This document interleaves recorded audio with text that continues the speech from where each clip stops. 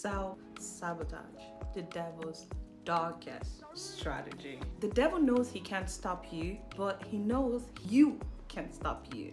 Many are called, but few are chosen. Let's talk about the concept of that. Hop right in. Hi guys, welcome to my channel. Every single one of us came here on earth with gifts bestowed upon us by our creator, God. That gift is irrevocable. It cannot be stopped or taken. The devil knows he can't stop you, but he knows you can stop you. So he attacks you in order for you to attack yourself. The devil knows he cannot stop your destiny. If he wants to stop it, then he'll have to go back to the very beginning of time and stop God from giving you that gift. But he can't stop God, so it's too late. So what does he do instead? He comes after your character, which is why you have to guard your character with everything you've got, because your gifts can take you up, but your character can bring you down or keep you down. He attacks your character, how you carry yourself, how you treat people, your discipline, your integrity, your morals, your emotions. The devil looks for your weakness and use it so much against you. An actual example using my personal story. Now, when I used to work my 9-to-5 job, I worked so hard that my hard work got me to the top. I got to a managerial position where I also had people that were working under me, and I would show these people every day how much I loved them. They knew I did really genuinely love them. And the staff that were actually working under me, the management saw that, okay, she's good, so we need her to raise people that are like her. It wasn't like they made me a manager to work with people that are already experienced. It was people that were basically newbies in the company, in the field, new staff they brought under me. So I basically had to coach them and teach them everything from the very beginning. I would work and work and work off hours, off like weekends. I was really busting my butt. With all the efforts, the hard work, I remember there was a time I felt ill. And because I knew the staff working under me were new and they need me every day, so there was no excuse. Even being sick wasn't an excuse. I'll literally go to the hospital, take my injections. From there, I'll come to work. I would literally use my own money, buy us lunch.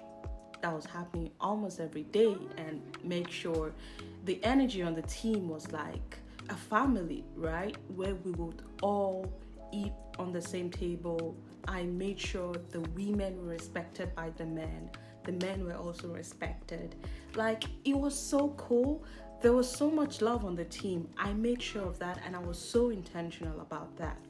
But then, one mistake one of them will make would drive me nuts. At that time, I haven't learned how to manage my emotions yet. I asked them to do something. One of them is just being disrespectful unnecessarily.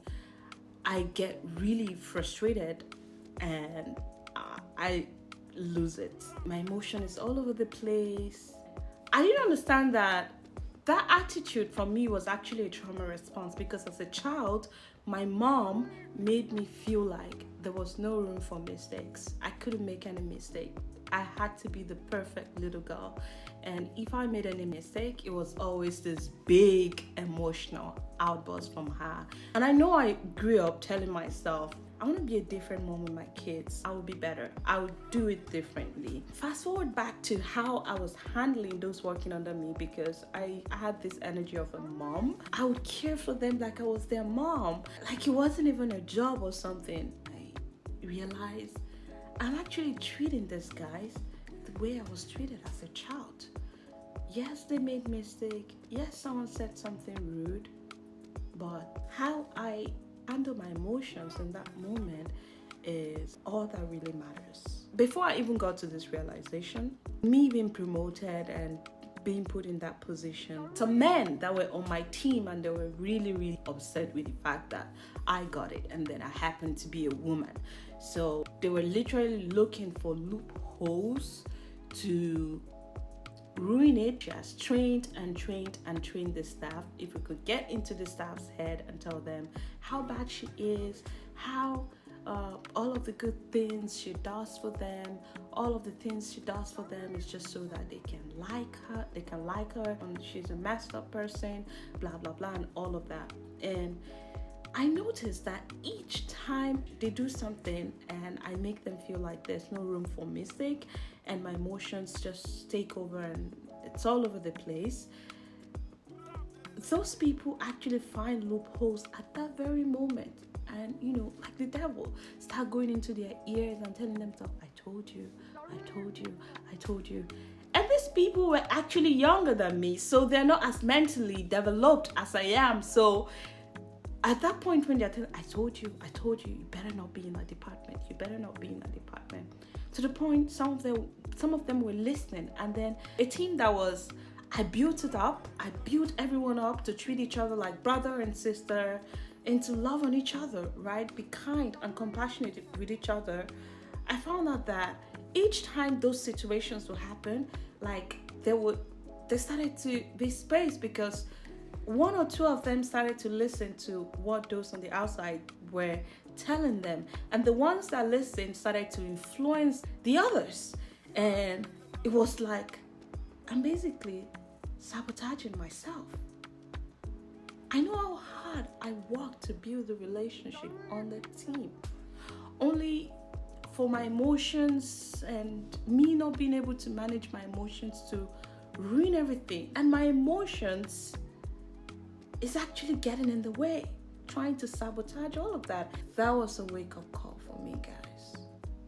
I know it was really personal, but I wanted to give an example from my own personal experience. I got really deep into trying to learn self-regulation tools, and I know what to do to calm myself down whenever I feel that way. So I'm conscious of my emotions. I know how to manage my emotions right now, and I have tools already set in place to self-regulate my nervous system whenever it's out of place. Whenever we pray to God and ask God for stuff, to bless us with one thing or the other, maybe it's money, maybe it's a particular thing you want in your life, God doesn't just come down from heaven and puts that thing in your hands. Even if he wants to give you that thing, he brings people into your life that has that thing you've been begging, praying and asking him for.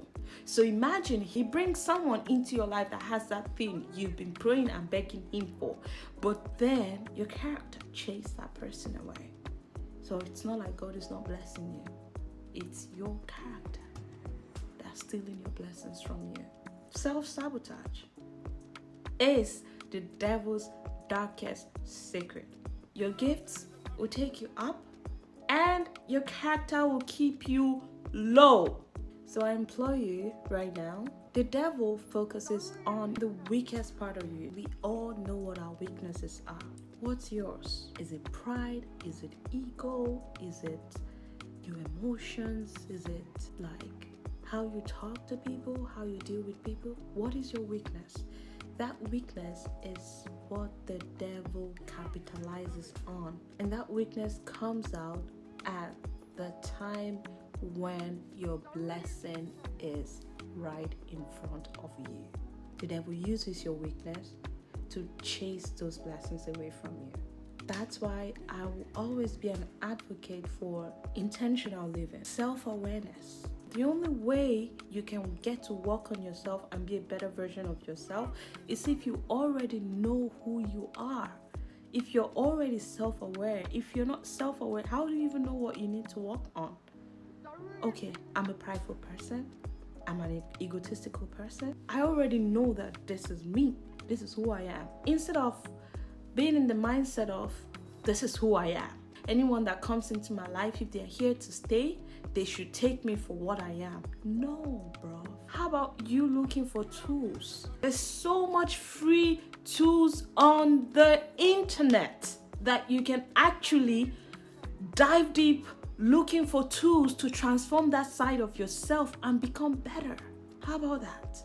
If you already are aware of a problem, then you're halfway to solving that problem. And talking about astrology, I do have a video on my channel that I really talk about astrology in depth, and how it did help me, how to use astrology to help you learn yourself, become more self-aware and all of that. I'll put the video somewhere on the screen. Like I'll always say to anyone I come across, the path of truth, honesty is the only way. Do good, move with kindness and compassion. And do not forget that I love you.